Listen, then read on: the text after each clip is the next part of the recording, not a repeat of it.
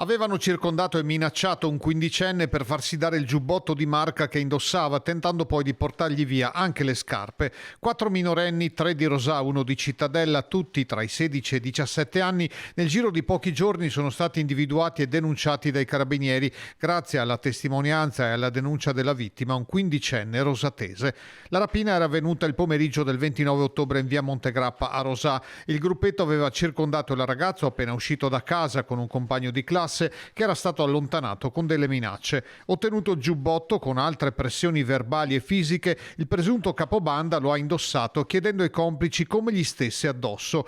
Poco dopo uno di loro è tornato dal quindicenne tentando di farsi consegnare le scarpe e al suo rifiuto di avere 5 euro per fare da mediatore e ottenere la restituzione del maltolto. La vittima, rientrando a casa, ha allertato la madre, che ha dapprima messo in fuga il malfattore e poi accompagnato il figlio dai carabinieri per la denuncia.